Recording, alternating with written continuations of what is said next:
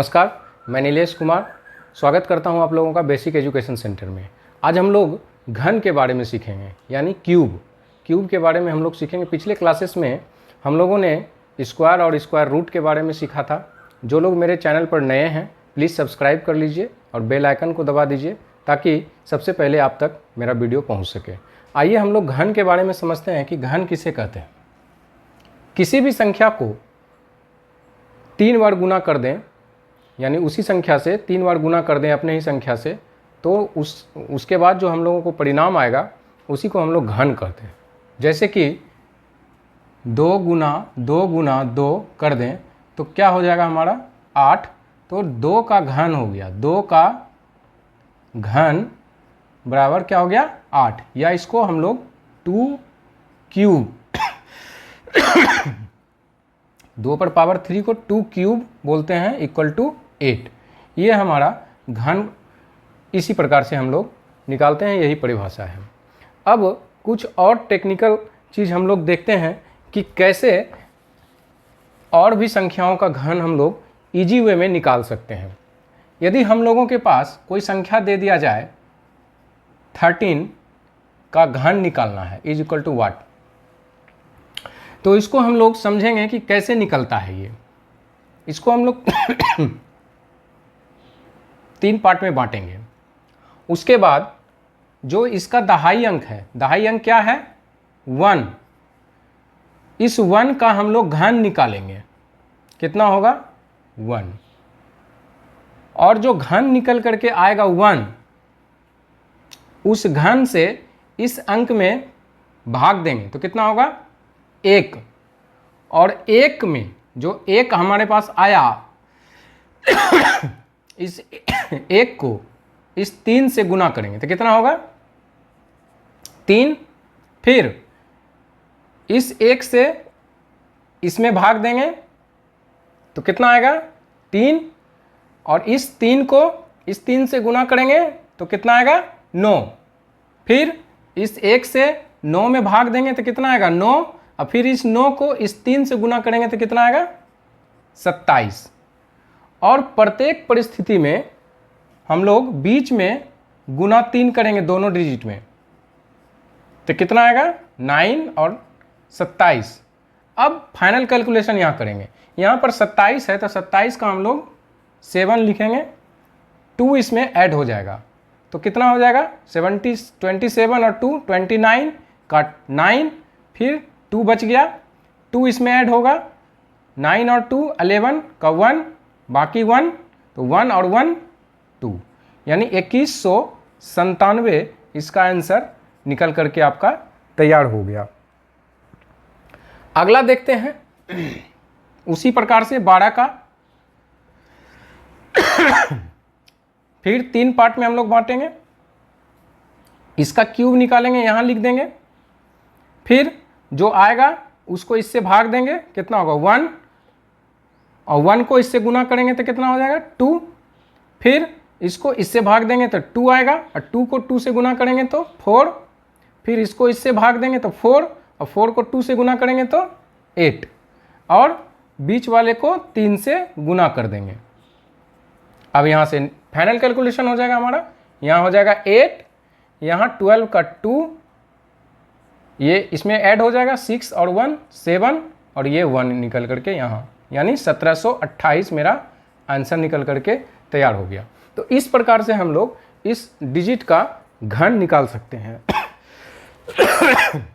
अब हम लोग कुछ वैसा डिजिट देखते हैं जो कि 100 के करीब हो।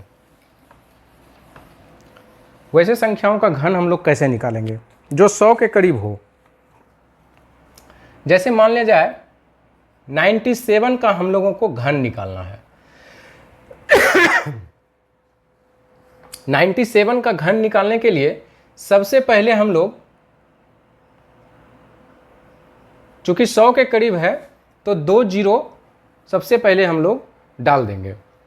2 जीरो डालने के बाद ये देखेंगे कि कितना कम है, ये संख्या कितना कम है 100 से, तो हमारा 100 से ये 3 कम है, तो 3 कम है, जितना कम है उसका हम लोग स्क्वायर कर देंगे और गुना कर देंगे 3, तो कितना हो जाएगा, 9 तिया 27। सबसे पहला था कि हम लोग 00 लिख देंगे। 00 लिखने के बाद जितना 100 से कम है उसमें जो है उसका वर्ग करके उसमें 3 से गुना करना है, और फिर जितना कम है कितना कम है, तो 3 कम है, इसका दुगुना कर देंगे तो कितना हो जाएगा 6, और 6 घटा करके इसमें लिख देंगे, क्या हो जाएगा 91। ये आपका फाइनल कैलकुलेशन नहीं है। इसके बाद ये 3 चरण में हम लोगों ने काम किया। क्या क्या किया भाई, यदि 100 के नज़दीक का हम लोगों को घन निकालना हो तो सबसे पहले हम लोग 00 आगे लगा देंगे। उसके बाद जितना कम है 100 से, कितना कम है, 3 कम है, तो 3 का स्क्वायर कर देंगे और गुना 3 कर देंगे हमेशा। तो कितना आएगा 27 यहाँ लिख देंगे। स्टेप 3 में क्या था कि जितना कम है उसका दुगुना, 3 कम है तो उसका दुगुना कितना होगा 6, इसमें घटा देंगे संख्या में, तो इसमें 6 घटाएंगे तो कितना हो जाएगा 91। ये संख्या हम लोग निकाल करके इसको निकाले हैं। उसके बाद अगला स्टेप इसका है कि जो संख्या आएगा, जो संख्या बनेगा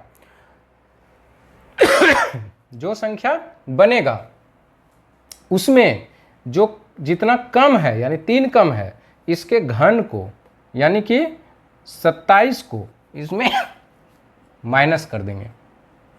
माइनस कीजिए, 3 7 6 2 1 9 यानी 91 26 73 आपका आंसर निकल करके तैयार हो गया। फिर से एक बार हम इसको रिपीट करते हैं दूसरे एग्जाम्पल में।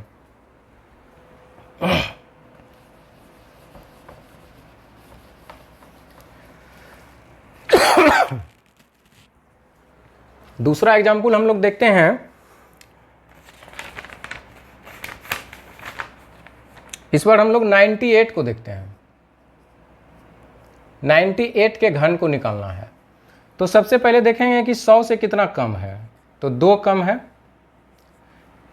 पहला स्टेप क्या बताए थे कि 00 पहले लगा देना है, चूंकि 100 के नज़दीक का है, तो हम लोग 00 लगा दिए। उसके नेक्स्ट का स्टेप था कि जो जितना कम है संख्या, तो 2 कम है, तो 2 का स्क्वायर और गुना 3 करना है, तो कितना हो जाएगा 2 का स्क्वायर 4 अतिया 12, यहाँ पे हम लोग 12 लिखेंगे। और थर्ड स्टेप था कि जितना कम है उसमें 3 से हम लोग गुना कर देंगे, उसमें हम लोग उसके दुगने यानी 4, उसके दुगने को इसमें घटाएंगे तो कितना होगा 94। पहला स्टेप, स्टेप 1, स्टेप 2, स्टेप 3 समझिएगा। सबसे पहला काम है कि 00 लगा देंगे, लगा दिए। दूसरा काम है कि जितना कम है, 2 कम है, तो 2 का स्क्वायर और गुना 3 करेंगे, हमेशा 3 से गुना करना है, तो 12 हो जाएगा, 12 लिख दिए दूसरा स्टेप। तीसरा स्टेप है कि जितना कम है उसके दुगने को इस संख्या में घटाना है, तो कितना कम है 2, 2 गुना 2 4, 4 इसमें घटा दिया 98 में, तो 94 हो गया। ये 3 स्टेप यहाँ हुआ। चौथा स्टेप है कि जो जितना कम है, 2 कम है, तो इसके घन को यानी कि 8 को इस संख्या में माइनस करना है। माइनस कर दीजिए।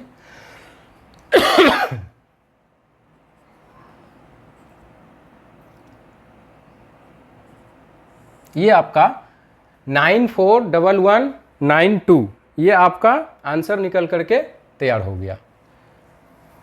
तो आशा करता हूं कि आप लोगों ने घन को समझ गया, कैसे घन निकाला जाएगा वो समझ गया, 100 के नज़दीक वाला घन समझ गया। अब मैं एक और एग्जाम्पल बताता हूं जो कि 100 से ऊपर का है।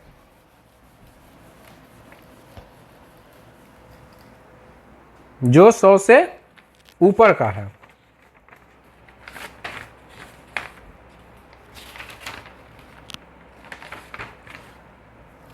मान लेते हैं हम लोगों को 103 का क्यूब निकालने के लिए कह दिया जाए। जब इसका है क्या कि जब 100 से ये ज़्यादा रहे, तो 100 से ज़्यादा कितना ज़्यादा है 3 ज़्यादा है। इसका स्टेप 1, स्टेप 2, स्टेप 3 समझिएगा।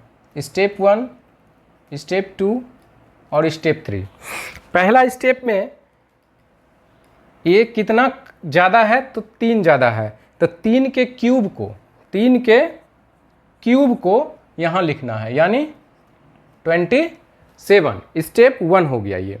स्टेप 2 में है कि जितना ज़्यादा है, तो 3 ज़्यादा है, 3 गुना 3 का स्क्वायर, 100 से 3 ज़्यादा है तो 3 गुना इसी 3 का स्क्वायर, कितना हो जाएगा, 9 27। फिर 27 को हम लोग लिख देंगे। अब फिर है कि ज़्यादा है कितना, 3, तो इसके दुगने को इसमें जोड़ देंगे, कितना हो जाएगा, 109। ये संख्या लिखने के बाद हमारा आंसर निकल करके तैयार हो जाएगा, यानी 103 का क्यूब ये हमारा निकल करके तैयार हो गया। अब आगे देखते हैं हम लोग 104 का।